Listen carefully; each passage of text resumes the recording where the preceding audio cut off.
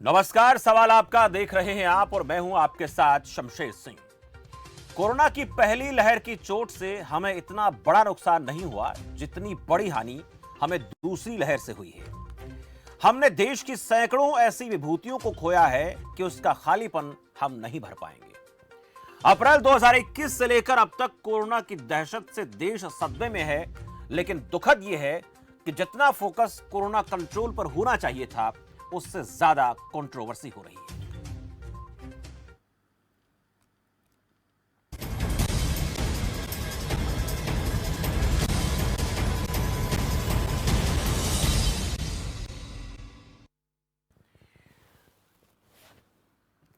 सरकार, सिस्टम और समाज की लापरवाहियों की वजह से कोरोना की दूसरी लहर ऐसी पहेली बनी कि अब तक सुलझ नहीं पा रही है। मामलों में हालांकि कमी दर्ज की जा रही है, लेकिन मौतों के आंकड़ों का 4,500 को पार कर जाना चिंताजनक है। पीएम मोदी राज्य सरकारों से बात कर हालातों पर मंथन कर रहे हैं, वहीं राज्य सरकारें भी अपने स्तर पर कोरोना से निजात का रास्ता खोज रही हैं। कहीं लॉकडाउन है तो कई नियम कड़े किए गए हैं, लेकिन इस संकट की घड़ी में कुछ बातें बहुत कॉमन हैं, जैसे राजनीतिक दलों का आरोप प्रत्यारोप, अफसरशाही जिस पर सवाल खड़े हो रहे हैं, जमाखोरी, कालाबाजारी। इतनी भीषण त्रासदी में हिंदुस्तान जैसे देश में ऐसी करतूत देशवासियों के मन पर गहरा आघात करती हैं और एक अविश्वास भी पैदा करती हैं, और यह अविश्वास आम जन के मन में कई सवाल पैदा करता है। वो कौन से सवाल हैं, उन सवालों पर चलेंगे, फिर सवाल आपका में आगे बढ़ेंगे। कोरोना कंट्रोल पर कितनी सियासत, कितनी हकीकत, काम कितना हो रहा है, जमाखोरों के लिए यह आपदा कितना बड़ा अवसर बन गई है, ये निराशाजनक है। अधिकारियों को निर्णय लेने की कितनी आजादी है, ऐसा भी कई सवाल खड़े होते हैं। और इस संकट से निपटने में हम कब तक सफल होंगे, यह भी लोगों के मन में सवाल है। आज सवाल आपका में इन सवालों को लेकर बात करेंगे, और आपके मन में भी कोई सवाल चल रहा है तो आप जो टीवी स्क्रीन पर नंबर देख पा रहे हैं, आप उन पर कॉल करके अपनी बात रख सकते हैं इस खास कार्यक्रम सवाल आपका में। बड़ी बात यह है कि देश में कोरोना से निपटने के लिए ऐसा लग रहा है कि काम कम हो रहा है, सियासत ज्यादा हो रही है। क्या वाकई में ऐसा है, यह समझेंगे आज हमारे साथ खास मेहमान से। आरन मलिक मेरे साथ राजनीतिक विश्लेषक के तौर पर जुड़ चुके हैं। मलिक साहब, बहुत बहुत स्वागत है आपका इस खास कार्यक्रम में। मलिक साहब, पहला सवाल आपसे कि कोरोना संकट की जो पृष्ठभूमि रही है और पिछले कुछ 1-1.5 महीने से हम देख पा रहे हैं, उसको आप किस तरीके से देखते हैं? क्या कहानी है और ये कहानी अब तक सुलझ क्यों नहीं पा रही है? देखिए संदीप जी, ये कहानी तो काफी लंबी है। अब देश एक क्रॉस रोड के ऊपर खड़ा है, चौराहे के ऊपर जी। सब के सब कंफ्यूज है। गवर्नमेंट ऑफ इंडिया कंफ्यूज है, स्टेट गवर्नमेंट कंफ्यूज है जी, आईसीएमआर कंफ्यूज है, एम्स और पीजीआई के डॉक्टर कंफ्यूज है, पब्लिक कंफ्यूज है। एक तो सबसे खराब बात आजकल ये हो रही कि विदेश में भारत की जो रेपुटेशन है वो बिल्कुल उसकी धज्जियां उड़ रही है। और भारत सरकार जो बीजेपी पार्टी है वो आजकल एक ही काम में लगी हुई है। ये अखबारों में नहीं आता कि मीडिया को तो कंट्रोल कर रखा है, इलेक्ट्रॉनिक मीडिया को भी, दूसरे को जी। पार्टी इसी काम में लगी हुई है कि प्रधानमंत्री जी की इमेज को कैसे संवारा जाए। कोरोना की तरफ कम ध्यान प्रधानमंत्री जी की, मैं सच्चे दिल से कह रहा हूँ, मेरे को किसी पॉलिटिकल पार्टी से कोई मतलब नहीं है। इनफैक्ट जितनी पॉलिटिकल पार्टीज इंडिया में ना, जिसको पॉलिटिकल क्लास कहते हैं, ये कोरोना से भी ज्यादा खतरनाक है। जो भाषा बीजेपी वाले बोल, मान लो यही जो हालात अब है, ये मान लो कांग्रेस सरकार में होते लेटर से, तो जो भाषा बीजेपी बोल रही है वो तो कांग्रेस ने बोलनी थी, जो भाषा कांग्रेस बोल रही है वो बीजेपी ने बोलनी थी। इसलिए पॉलिटिशियंस क्या कह रहे हैं, इनके प्रवक्ता क्या कर रहे हैं, इनकी तरफ इसमें कोई सदाकत नहीं होती, इनकी तरफ मैं कभी ध्यान भी नहीं देता। हालात ये है कि विदेश, पहली बात तो विदेश के अंदर भारत की छवि काफी बिगड़ चुकी है और सेंट्रल गवर्नमेंट का ध्यान इस संवारने में ज्यादा है, कोरोना की लड़ाई में कम है। नंबर 2, पिछली बार जब कोरोना शुरू हुआ था तो मलिक साहब, आ रहा हूं, एक दर्शक जुड़ गए, उनकी बात सुन लेते, क्या कहते हैं, फिर आप ही के पास आ रहा हूं। बाद में थोड़ी बात होने बाद बुलाया जाए ना तो ठीक है। नहीं, दर्शक मेरे साथ हैं, वो उनका सुन लेते हैं क्या कहना चाहते हैं, फिर आप ही के पास आ रहा हूं। रणबीर मेरे साथ रोहतक से। रणबीर जी, स्वागत है। हाँ शमशेर जी, नमस्कार। नमस्कार रणबीर जी। देखो शमशेर जी, मैं मलिक साहब की बात से बहुत ही ज्यादा सहमत हूँ कि मलिक साहब बड़े बेबाक बात कहते हैं। आज हकीकत यही है कि सिर्फ प्रधानमंत्री की छवि और बीजेपी की छवि को सुधारने में लगे हुए हैं। सिर्फ इन्हें कांग्रेस के ऊपर ताने मारने में लगे हुए हैं। बाकी देश में न टीकाकरण है, न गाँव में कोई भी टेस्टिंग है। आप देखिए कितनी टेस्टिंग कम हो रही है। आज इनका अगर कोई माननीय बैठे हुए हो तो उनके आंकड़े देख लो। और देश की जनता को सरकार द्वारा भी लूटा जा रहा है और पूंजीपतियों द्वारा भी लूटा जा रहा है। बसों में देख लीजिए आप, यूपी में आज टीवी पर दिखा रहे थे कि ये मंत्रियों की गाड़ियां हैं, इनमें कैसे भरा जा रहा है, कैसे पैसे लिए जा रहे हैं। तो यह हाल हमारे देश का है, तो कैसे कोरोना से निपटेंगे अगर यही चाल रही तो। जी मलिक साहब, रणबीर सिंह जी शुक्रिया। जी मलिक साहब, देखिए, हाँ पिछले मैं बड़ा संक्षिप्त में बताऊं तो टाइम कम है। पिछली बार जब 462 केस हुए थे 23 मार्च को, और उसी वक्त लॉकडाउन कर दिया था। गलती ये रहेगी कि अगर ये इंटरनेशनल फ्लाइट पहले बंद करते थे तो देश में कोरोना होना ही नहीं था। जैसे मंगोलिया ने कर दिया और ताइवान ने किया, श्रीलंका ने किया, उनमें कोरोना हुआ ही नहीं। सेकंड वेव का तो मतलब नहीं थी, पहली वेव नहीं आने दी। उन्होंने अपने सारे बॉर्डर ऐसे बंद कर दिए, किसी को आने नहीं दिया, नेचुरली कोरोना नहीं आया। फिर भी उसके पिछली बार अच्छी बात ये हुई कि सख्ताई काफी, उस सख्ताई से देहात बच गया। देहात के लोगों को शहर माने नहीं दिया, शहर के आदमी देहात में नहीं गए। इसलिए पिछली बार जितनी भी इन्फेक्शन हुई है वो जो शहरों में, हिंदुस्तान की आबादी 35 या 40% है, वो उसी तक महदूद रही। उससे क्या हुआ, गांव वालों को एक नशा हो गया, घमंड हो गया। अगर कोरोना तो फालतू की चीज है, ये तो एक बनाई हुई बातें हैं, ये तो एक जुकाम वगैरह है, कोरोना कोई चीज नहीं होती। वो इस चक्कर में मारे गए। इसकी बात इस बार वो इस चक्कर में मारे गए। अब आईसीएमआर देखिए, देश प्रधानमंत्री is not a doctor, chief ministers are not doctor. उनको एक टीम बनानी पड़ती है। उस टीम में सबसे ज्यादा रोल है एपिडेमियोलॉजिस्ट, माइक्रोबायोलॉजिस्ट और वीरोलॉजिस्ट का। उसमें कार्डियोलॉजिस्ट, पल्मोनोलॉजिस्ट इनका भी होना चाहिए, पर लेकिन लीडिंग रोल इनका नहीं होता। दूसरी बात, जो national institute of communicable disease है, सबसे ज्यादा रोल उसका है कि इसको कैसे रोके, वो बताएगी हमें। उसको कोई पूछता ही नहीं। अब आईसीएमआर है, वो सारी चीजों को गाइड कर रही है। आईसीएमआर खुद कंफ्यूज है। उसके कंफ्यूज के दो चीजें निकली। नंबर एक, पहले ये कह दिया कि जी ये क्या बोलते हैं इसको, प्लाज्मा थेरेपी बहुत अच्छी है, प्लाज्मा थेरेपी बहुत अच्छी है। उसके बैंक खुल गए। अब कहते प्लाज्मा थेरेपी का कोई रोल ही नहीं है। अब की इट इज ए यूटर्न। अब नेशनल लेवल की काउंसिल कहती है अब यूटर्न। दूसरा, रामडेसिविर जो इंजेक्शन है, पहले तो उनका इतना शोर मचा दिया, ये कंट्रोल करेंगे, ये कंट्रोल करेंगे। जो एक 1500-2000 रुपए का इंजेक्शन था, वो 35-40 हजार में खरीदा। अब कहते हैं इस रामडेसिविर को, इस इंजेक्शन का कोई रोल ही नहीं है। तो ये कंफ्यूजन नहीं तो क्या है। अदरवाइज देखिए, ये है communicable disease, air born communicable disease. Communicable disease की हमने चेन तोड़नी होती है कि एक आदमी से दूसरे आदमी में कैसे लगे। उसमें एक अहम रोल है अवेयरनेस प्रोग्राम। अवेयरनेस प्रोग्राम तो हमारे देश का स्टेट लेवल पर भी और राष्ट्रीय लेवल पर भी जीरो है। दो चीफ मिनिस्टर जो अपनी इमेज बिल्डिंग में लगे हुए, जो सबसे ज्यादा ऐड देते हैं, एक दिल्ली के मुख्यमंत्री, एक यूपी के। सारा दिन सारी चैनल पर वही छाए रहते हैं। वो इस बारे में नहीं बताएंगे कम्युनिकेबल डिजीज को कैसे रोकना हमने, बस और अपनी बातें, हम वहां गए, हम वहां गए, हम वहां गए, वहां गए। उसमें हमें बताना चाहिए था। देखिए, एक सबसे पहला टेस्ट होता है कोरोना पॉजिटिव।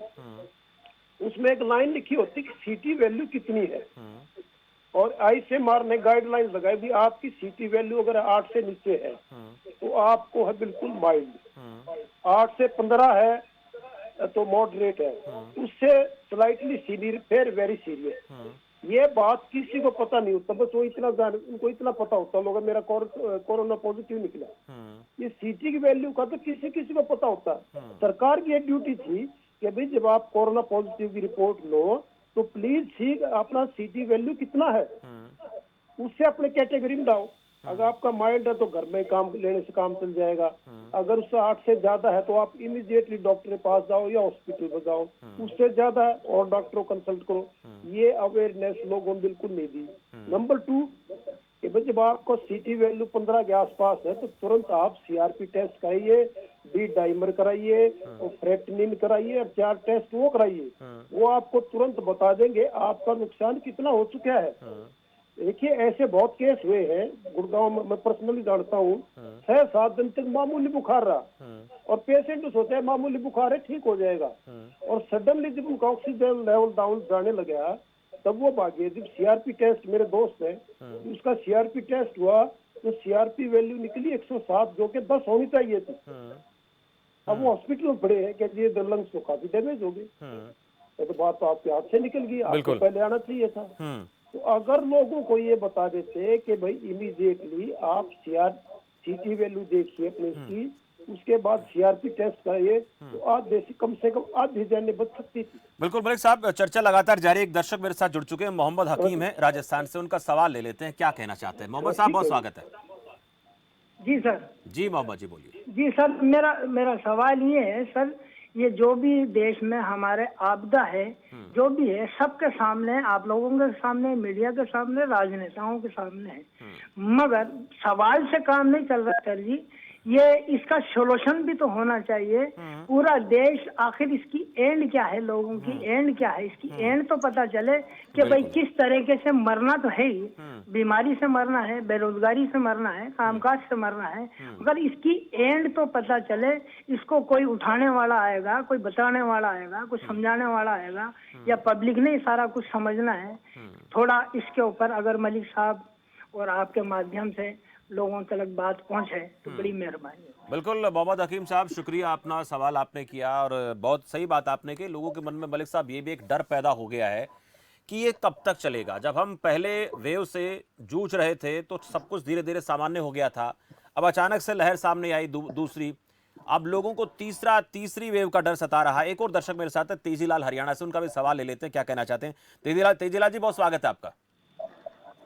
आज ये कोरोना का जो हमने ये लगाया, गऊ का दूध पीने से बहुत दूर होते हैं बीमारी से। जी हाँ, मेरे को कोरोना का जी कुछ असर सा बता दिया था उन्होंने, तो मैंने गऊ का दूध पीना शुरू कर दिया है। गऊ रख लिए घर में जी। तो गौमूत्र और दूध से कोरोना भागता है। मेरे को ऐसा आइडिया लगा कि मेरे बुखार नहीं चढ़ा जी, तो उससे मेरे को दिक्कत महसूस कम मिली है। ये अपने अपने शरीर का हिसाब होता है। बहुत शुक्रिया तेजीलाल जी, बात आपने रखी अपनी। और वैसे भी गाय का दूध तो गुणकारी माना जाता है, हमारे इम्यून सिस्टम को बूस्ट करता है, उससे कुछ न कुछ उसका फायदा जरूर होगा, इसमें कोई दो राय नहीं है। जी मलिक साहब, ये बात हम कर रहे थे, मोहम्मद ने एक सवाल किया था कि कब खत्म होगी ये महामारी, इसका डर है। देखिए ये काफी दिन चलेगी, ये लोगों अपने क्लियर हो गए ना, लोगों को अपना इंतजाम करना पड़ेगा। इंतजाम क्या करना पड़ेगा? नंबर एक तो मास्क, बाहर निकलो तो बिना मास्क के कभी मत निकलो, और कम से कम बाहर निकलो। अब घर बैठे बैठे भी काम नहीं चलता, तो निकलना तो पड़ता, तो अपनी अच्छी तरह से मास्क लगा के निकलो। मास्क सबसे बड़ी वैक्सीन है आपकी। अगर आपके कोरोना हो गया तो हाथ पैर नहीं फूलने चाहिए। आप उसमें पता करो आपकी सीटी वैल्यू कितनी। खाली टेस्ट में नहीं कोरोना निकला, कोरोना सीटी वैल्यू लोगों को पता ही नहीं। सीटी वैल्यू उसमें साथ में सीटी वैल्यू लिखा होता है। सीटी वैल्यू से आपको पता लग जाएगा माइल्ड है या मॉडरेट है या सीवियर या सीरियस है, 4 कैटेगरी जी। उसी हिसाब से आप डॉक्टरी सलाह लो। ठीक है जी। तीसरा, जल्दी से जल्दी अगर 3 दिन में आपका बुखार नहीं गया तो आप सीआरपी टेस्ट वगैरह जरूर कराएं। सीआरपी टेस्ट के बाद फिर तो आपकी जिंदगी डॉक्टरों के हाथ में है। अगर सीआरपी ज्यादा है तो इसका कोई शॉर्टकट नहीं। सवाल है इलाज से परहेज बेहतर, परहेज रखो, आप इस कोरोना की भटपेड़ में ना आओ। दूसरी बात, अब पहले 4 लाख पर डे हो रहे थे, 4 लाख से अब 2.5 लाख पे आगे रुक गए पर डे, और कुछ टेस्ट भी कम कर दिए हैं। इसका कारण ये भी है कम का, पर इतना नहीं, पर कम तो देखो हुए। हम यूं कहते कम हुए ही नहीं, ये भी बात गलत। वैसे रेट भी थोड़ा कम हुआ है इसका संक्रमण। जी पर इतने कम नहीं जितनी सरकार कह रही है, कम तो हुए हैं। अब ये कितने दिन ये कर्व चलेगा ये डिपेंड करता है, क्योंकि इसका एनालिसिस नहीं हो रहा है कि ये हो क्यों रहे हैं। क्या इन सब लोगों ने मास्क नहीं लगाए थे इसी हुए, क्या कारण क्या है, इस चीजों पर किसी का ध्यान नहीं है। अब असली बात एक और बता, एक हमने बेवकूफी है की। हेलो जी, बोल, सुन पा रहा हूँ। एक हमारे से गलती ये हुई कि हमने सारा जोर, अपना सारा ट्रस्ट इस वैक्सीन के ऊपर लगा दिया। ये वो कहते हैं ना, to put all your eggs in one basket. बस वैक्सीन आई सब कुछ ठीक हो जाएगा। अब ये वैक्सीन के ऊपर भी सवाल उठने लगे, इसकी एफिशिएंसी के ऊपर। पहले सारे डॉक्टर ये कहते थे टीवी के ऊपर, बड़े बड़े डॉक्टर जिनको मैं पर्सनली जानता हूँ, नाम नहीं लूंगा, कि जी वैक्सीन का ये फायदा होगा, आपको हॉस्पिटल नहीं जाना पड़ेगा। कोरोना हो गया तो एक दिन के छोटे मोटे बुखार में आपका पीछा छूट जाएगा, आपको हॉस्पिटल नहीं जाना पड़ेगा। आपको कोरोना तो हो सकता है इस लगवाने के बाद, लेकिन आपको खतरा नहीं है, इसलिए वैक्सीन लगवाइए। अब ये जो 269 डॉक्टर मरे हैं, कल आईएमए की स्टेटमेंट आई है, डॉक्टर के अग्रवाल जो फेमस डॉक्टर हैं, सबके दोनों डोज लग चुकी थी। अब सवाल ये उठते हैं, भाई डॉक्टरों ने जब दोनों डोज लगवा ली थी, ये क्यों मरे? और ये जो रोजाना के 4500 आदमी मर रहे हैं, इसका ये कोई नहीं लिखता कि इन्होंने कितनी डोज लगवाई थी। अगर ये फिगर भी सरकार निकाल ले, जो कि जानबूझ के स्टेट भी नहीं निकाल रही, इसमें अकेली सरकार सेंटर को जो वो बनाना ना, जुर्मी बनाना गलत है। इनका रोल भी इतना ही है, इस नेग्लिजेंस में स्टेट गवर्नमेंट का भी उतना ही रोल है। तो ये सबसे जरूरी ये है कि भी साथ ही साथ ये बताओ कि जितने आदमी मरे हैं उन वैक्सीन कितने लग रही थी, या जितने आदमी जाए मरने से बच गए पर सीरियस बहुत रहे, कोई 15 दिन हॉस्पिटल में रहा, कोई 10 दिन रहा, किसी के 20 लाख रुपए लगे, किसी के 15 लगे, किसी के 10 लाख रुपये चुका है, उनमें कितनी वैक्सीन लग रही थी। अब ये सवाल उठने लग गया, इस वैक्सीन का कोई फायदा है भी कि नहीं है? ये अब इस बात को दबाया जा रहा है। एक और इम्पोर्टेंट चीज है, अभी 3 दिन पहले न्यूज आई थी, पहले 5 दिन पहले, ये डीआरडीओ ने एक दवाई निकाली है जिसको आप और भी लोगे, आपका ऑक्सीजन बढ़ेगा और आप मरने से बच जाओगे। बहुत मेरे बहुत खुशी हुई है निकली से। 3 दिन पहले वो लॉन्च की है, लेकिन ये कोई नहीं बताता कि भाई जो लॉन्च की है आपके अस्पतालों में कैसे आएगी, कब तक आएगी। सरकार का इतनी बात पता नहीं, क्या लगता है जी वो दवाई आ जाए जो डीआरडीओ कह रही है कि इसकी इतनी एफिकेसी है, फिर तो ये वैक्सीन की भी जरूरत इतनी नहीं रहेगी। ये जो केस सीरियस केस हो रहे, जो बेड नहीं मिलते, वो नहीं मिलते, और ले लो, ठीक है। देखिए 2 बातें इसकी, एक तो बीमार हो जाना में इतना कोई बड़ी बात नहीं, असली बात है जान ना जाए। कम से कम हमारी चाहे संख्या कोरोना की ज्यादा भी बढ़ती रहे, लेकिन मोर्टेलिटी 0 हो जाए तब भी एक ये बहुत बड़ी उपलब्धि है। तो हमारा ध्यान होना चाहिए टू रिड्यूस दी मोर्टेलिटी। और ये जो डीआरडीओ ने दवाई निकाली है, इसको जल्दी से जल्दी अस्पतालों में पहुंचाएं। जी बिल्कुल। ये अब जो ट्रीटमेंट हो रहा है उसमें बहुत स्ट्रॉन्ग स्टेरॉइड दिए जाते हैं। लेट मी टेल यू जी, अब जो 2 किस्म से मौत हो रही, कोरोना से तो आदमी बच जाता है, लेकिन वो स्टीर को इतना कमजोर कर देते हैं, जो कोरोना जब निकलता है ना पेशेंट के, सीरियस पेशेंट के, वो चलता चलता उसके पार्ट्स में काफी डैमेज कर जाता है। वो डैमेज 2 प्रकार की है, एक तो वो जो जल्दी ठीक हो जाए, एक परमानेंटली रहे। बहुत से केस ऐसे हैं कोरोना से 0 हो गए, नेगेटिव हो गए, लेकिन हार्ट अटैक से मर गए। मेरे 2-3 रिश्तेदार हार्ट अटैक से मरे बाद। तो ये कोरोना ठीक होने घर आने के बाद भी 1 महीना खतरा पेशेंट को, क्योंकि स्टेरॉइड की डोज इतनी भारी दे रखी है। स्टेरॉइड तो एक बार तो शरीर की बॉडी में इतनी ताकत दे देगा वो, लेकिन उसके बाद तो सारी बॉडी को एक निर्जीव सी कर देता है। स्टेरॉइड तो एक बहुत ही इमरजेंसी दवा शरीर पर इसके साइड इफेक्ट हैं। दवा आ जाए, डीआरडीओ की दवा आ जाए, उस पर ज्यादा ध्यान दो, ज्यादा वैक्सीन, यानी वैक्सीन के बजाय 2DG पर फोकस किया जाना चाहिए, आप कहना चाहते हैं। मेरे साथ एक दर्शक जुड़ गए, नीरज जगाधरी से। सही वैक्सीन की डेफिनेशन फुलफिल करती है फाइजर जी, हमारी ये जो 2 वैक्सीन है, ये सही वैक्सीन की डेफिनेशन को फुलफिल नहीं कर रही। मैं आ रहा हूं मलिक साहब आपके पास। एक दर्शक मेरे साथ है नीरज जगाधरी से, नियमित दर्शक अपनी बात रखते हैं। नीरज जी स्वागत है। मैं आपका चैनल को धन्यवाद करता हूँ जी। उठाता है नीरज बोलिए। नीरज मेरी आवाज सुन पा रहे हैं आप? चलिए, उनके तक मेरी आवाज शायद नहीं पहुंच पा रही है। शुक्रिया नीरज, अब दोबारा जुड़ सकते हैं, अपनी बात रख सकते हैं। मलिक साहब एक चीज और अहम, ये जो राजनीतिक पार्टियां जो हैं इस वक्त जो हम देख पा रहे हैं, इनका बयानबाजियों का दौर, कभी सिंगापुर की बात होती है, कभी देश में वैक्सीनेशन के उत्पादन को लेकर बात होती है, किस कंपनी को ठेका दिया जाए, किसको नहीं दिया जाए, ये ज्यादा चर्चाएं मीडिया में रहती हैं। जितना काम होना चाहिए उतना नहीं करते हैं। ये जो खेल है, ये अगर खत्म नहीं होगा तो, अगर ये खेल खत्म नहीं होगा तो फिर आम आदमी के अंदर विश्वास कैसे पैदा होगा? पिछले लगभग 1.25 साल से हम भोग रहे हैं, 1.25 साल से हम भोग रहे हैं, लेकिन लोगों को भरोसा नहीं हो पा रहा। ये खेल खत्म नहीं होगा, क्यों? राजनीति का काम है राजनीति करना, और चाहे दुनिया मर जाए। सब पॉलिटिकल पार्टीज का यही हाल है। उनको सिर्फ एक चीज दिखाई देती है, पॉलिटिकल फायदा, पॉलिटिकल माइलेज। उस पॉलिटिकल माइलेज के चक्कर में सारी पार्टियां इसी काम में लगी हुई है। उनके अपने मरेंगे ना, उस दिन उनको पता लगेगा। कई कई तो ऐसे इनका तो काम करना, चाहे सारा बिल्कुल। देश का नाश हो जाओ।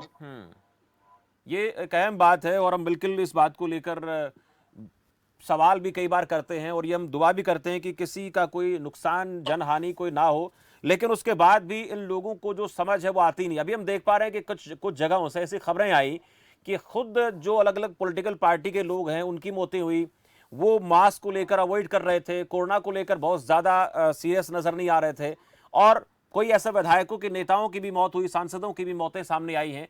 ये चीजें क्या लोगों के अंदर इस बात को लेकर एक विश्वास पैदा करेंगी कि ये किसी को नहीं छोड़ता? बहुत से खास लोग हमने देखे, ऐसे लोगों की मौतें हुई हैं जो लोग एलिट क्लास के लोग थे, बड़े ओहदों पर पदाधिकारी थे, वो भी नहीं बच पाए इसके सामने। देखिए, एलिट को जल्दी होता है। जो आदमी फिजिकल मुशक्कत कम करते हैं ना, वो ज्यादा इसके प्रे बनते, इसके शिकार बनते हैं कोरोना के। जो फिजिकल में ज्यादा करते हैं, जो सारा दिन ईंट पकड़ाते हैं, उनकी बॉडी की इम्यूनिटी बहुत स्ट्रांग होती है। ये कारण है। तो ये पॉलिटिशियन जो है ना, देखिए, ये तो मैंने पहले ही बताया था। अगर आज ये कांग्रेस का राज होता तो जो भाषा पॉलिटिशियन है, बीजेपी बोल रही है, वो कांग्रेस ने बोलनी थी। भाई सारे मिलकर चलो भाई ये नहीं करना चाहिए। और जो जितना शोर अब ये कांग्रेस वाले मचा रहे हैं, इससे ज्यादा फिर बीजेपी ने मचाना था। जी, इनका काम तो ये तो पॉलिटिक्स करेंगे, इनकी तरफ से कुछ हो जाओ, देश चाहे भाड़ में जाओ। जी, मैं आ रहा हूं मलिक साहब आपके पास। राजकुमार एक दर्शक हैं, वो जुड़े मेरे साथ रोहतक से। राजकुमार का सवाल ले लेते हैं। राजकुमार जी, स्वागत है आपका।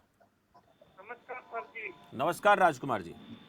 मेरे शहर के कुछ नेता राजनीति चमका रहे हैं, बनना चाहते हैं हीरो, जो है जीरो। लॉकडाउन लगवा रहे हैं, रोजी रोटी का संकट समझ न पा रहे हैं, जी कमाकर खाने वालों को खून के आंसू रुला रहे हैं, बहाकर पसीना जो मेहनत की खाते थे, 2 नंबर की दारू उनसे बिकवा रहे हैं। Thank you sir. चलिए, बहुत शुक्रिया राजकुमार जी, आपने अपने कवितामय अंदाज में तंज कसा है हमारे सिस्टम पर। नीरज जगाधरी से मेरे साथ फिर जुड़ गए हैं। नीरज जी, स्वागत है।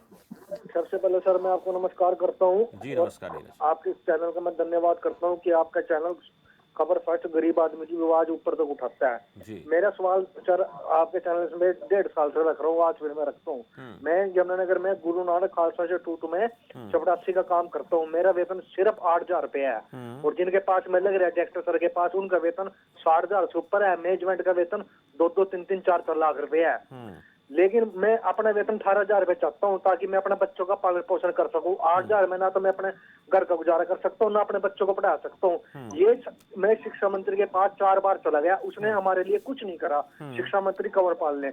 मेरा हाथ जोड़ के आपसे चैनल से अनुरोध है कि मेरी बात ये मुख्यमंत्री तक जाए, या मेरी मुख्यमंत्री से बात करवा दो आमने सामने। सर चलिए, बहुत शुक्रिया नीरज, आपने अपनी बात रखी है और हम कोशिश करेंगे कि आपकी बातचीत या आपका सवाल जो है वो प्रदेश के मुखिया तक पहुंचे, क्योंकि आप तमाम उन जगहों पर जा चुके हैं, अपनी बात रख चुके हैं जहां पर आपकी बात को सुना जाना चाहिए था, लेकिन आपको उसका हल नहीं मिला है। एक सवाल आपसे मैं पूछना चाहूँगा मलिक साहब की, जो हमारा जो प्रशासन तंत्र है वो कितना गंभीरता से काम कर रहा है, या कितनी गंभीरता से उसको काम करने दिया जा रहा है? ये बड़ा सवाल है। देखिए जी, अब बात इतनी फैल गई है कि वो जो पिछली कमजोरियां हैं वो अब दूर नहीं हो रही। फॉर एग्जांपल हरियाणा में 600 डॉक्टरों की कमी है, वो चली आ रही है। अब एकदम डॉक्टर कहाँ से ले गई है? अब देहात में फैल गया। अब ये जितनी 4500 डेथ पर डे है, ये शहर एरिया की है, जिनको कोरोना पॉजिटिव का सर्टिफिकेट है। देहात में मौतें किसी के पास कोरोना पॉजिटिव सर्टिफिकेट नहीं है। अगर उनको काउंट करें तो शायद 10,000 पर डे चली जाए। अब ब्यूरोक्रेसी क्या, ऊपर से जो मंत्री कंफ्यूज होता है, ब्यूरोक्रेसी कंफ्यूज है, ब्यूरोक्रेसी कंफ्यूज होता है, हेल्थ डिपार्टमेंट कंफ्यूज है। वो कहते ना, पैर सौड़ ओछी पैर लंबे हो रहे हैं, वो बात हो रही है। प्रशासन को करते वो कहते हैं जो कुछ अधिकारी काम करना चाहते हैं, लेकिन उनको काम करने दिया जा रहा है कि नहीं दिया जा रहा है? क्योंकि हम देखते हैं कई बार ऐसे भी मामले सामने आते हैं कि कोई सवाल उठाता है, कोई अपनी राय जाहिर करता है, तो उसकी बात को अनसुना कर दिया जाता है, बहुत तवज्जो नहीं दी जाती है। ऐसे हालात हैं क्या?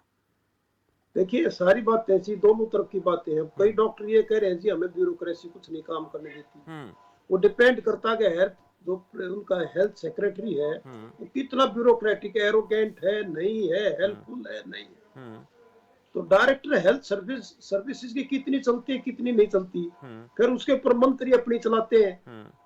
तो मामला इतना फैल गया है, सब कुछ स्टेट ऑफ कंफ्यूजन है। कंफ्यूज हो गए, करे तो करे क्या, सबके हाथ पैर फूले हुए, असमंजस में है, ये आप कहना चाहते हैं। अगर हम इसको कुल मिलाकर देखें तो, और जब स्टेट ऑफ टोटल कंफ्यूजन, अगर ये जब तक दूर नहीं होगी तब तक परिस्थितियां काबू में आना बहुत मुश्किल है। मलिक साहब, बहुत बहुत शुक्रिया, आज इस खास चर्चा में आप जुड़े, अपनी बातें आपने रखी और बताया कि जो इस हालात से निपटने के लिए हम क्या कर सकते हैं, हम कर क्या रहे हैं। और बहुत ज़्यादा परेशानी जो नज़र आती है वो यही है कि जिन लोगों के ज़िम्मे इस सिस्टम को चलाना है, उन्हीं लोगों के अंदर बहुत बार ऐसा असमंजस देखा गया है कि वो बार बार अपने बयानों को, बार बार अपनी नीतियों को बदल रहे हैं। हालांकि ये ज़रूर है कि कोरोना वायरस जो है वो नया एक इस तरीके का वायरस है जो अपना रूप भी लगातार बदल रहा है, जिसके चलते सिस्टम को भी अपने कामकाज करने के तरीकों को बदलना पड़ रहा है। लेकिन उसके बाद भी जरूरत इस बात की है कि हमारा सिस्टम, हमारी सरकारें जिनको हमने जिम्मा दिया है इस देश को, इन प्रदेशों को चलाने का, अगर वही कंफ्यूज रहेंगे तो फिर आम आदमी का जो एक असमंजस वाला हाल जो है वो कैसे ठीक होगा। और लोग ये सवाल लगातार पूछ रहे हैं कि ये खत्म कब होगा कि नहीं होगा, क्योंकि पहले जब कोरोना वायरस की लहर आई तब उसके चलते कड़े फैसले लिए गए, लॉकडाउन लगाया गया, हालात सामान्य हुए, धीरे धीरे करके हम पटरी पर लौट रहे थे। लेकिन अचानक से ये दूसरा वायरस का जो एक नया दौर आया, तो इस दौर में बहुत से लोगों ने अपनी जिंदगियों को खोया और अभी भी परिस्थितियां सामान्य नहीं हो पा रही हैं। अब इस चीज का जवाब तो प्रशासन को ढूंढना है, सरकारों को ढूंढना है, लोगों को भरोसा दिलाना है, वैक्सीन को लेकर काम करना है। इसके साथ साथ जो नई दवाई 2DG की बात हो रही है उसको बहुत कारगर माना जा रहा है, वो लोगों तक पहुंचनी बहुत जरूरी है, मेडिकल स्टोर तक पहुंचानी जरूरी है। और दुनिया में जहां जहां पर कोरोना वायरस की वैक्सीन लगी है और अगर वहां वो ज्यादा कारगर हैं तो उन वैक्सीन का भी आयात किया जाना चाहिए भारत में। और अगर वो यहां पर आती हैं या यहाँ की कंपनियां उनको बनाने के लिए लाइसेंस लेती हैं तो फिर देश में परिस्थितियां ठीक होंगी। और अगर अभी भी हम नहीं सचेत हुए, नहीं जागे, हमने इसकी तरफ ध्यान नहीं दिया तो फिर लोगों में कंफ्यूजन बना रहेगा। जो कंफ्यूजन हमारे सिस्टम में है उस कंफ्यूजन को खत्म करने का एक ही तरीका है कि त्वरित और तुरंत और बेहतर कदम उठा करके काम किया जाना चाहिए, अन्यथा हालात पर नियंत्रण पाना इतना आसान नहीं होगा। हालांकि मामले कम हो रहे हैं लेकिन मौतों का जो आंकड़ा है वो लगातार बढ़ रहा है और ये थमेगा कब, इस बात को लेकर लोग जरूर चिंता में हैं। फिलहाल इस खास चर्चा में इतना ही, मुझे दीजिए इजाजत और आप देखते रहिए खबर फास्ट। नमस्कार।